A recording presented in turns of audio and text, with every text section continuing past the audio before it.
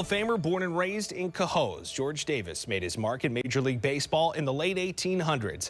And with his 154th birthday just 2 days away, we take a look now at how this legendary shortstop is remembered in his hometown. Here's CBS 6 sports reporter Sam Israel with that story, and it's also one you'll only find here on CBS 6. That's history. That's all I can say. That's history. Community members finding out in real time that a Baseball Hall of Famer once called Cohoes home. Well, right here in Silliman Park, you can find a sign. It was a sign put up in 2013 that honors the legendary career of George Stacey Davis, not just a Baseball Hall of Famer, but also a Cohoes native.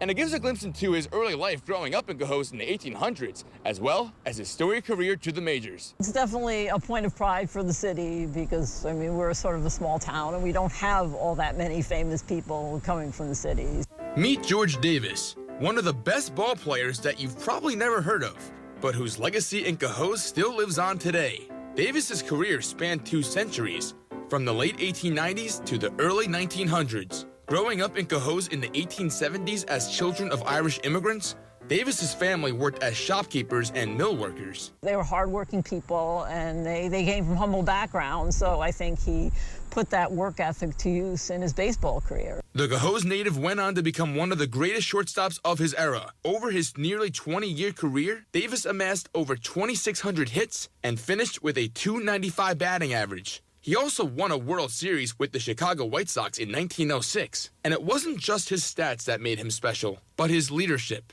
serving as a player and manager for the New York Giants, the baseball team. But his heroics were not limited to the field. He was one time helped save people that were drowning in the ocean with another baseball player colleague. And in another time, he helped save people from burning buildings. So he did these heroic things along with being a baseball player. During that fire, George rescued 2 women and a 3-year-old child. And that same evening, then suited up to help his team earn a tie against the Boston Bean Eaters.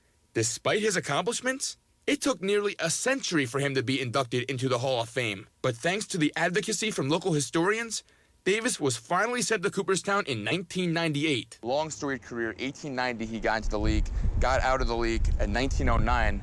Despite that, he only got into the Hall of Fame in 1998. Why do you think it took so long? Just advocacy. I mean, people have to have somebody to, so to speak, go to bat for them and make their case to the Hall of Fame committee. And, I mean, I don't know, sometimes just people get lost in the shuffle, I guess. Well, one thing's for certain. George Davis has earned his spot in the history of Cohoes, leaving behind a legacy that continues to inspire the community today.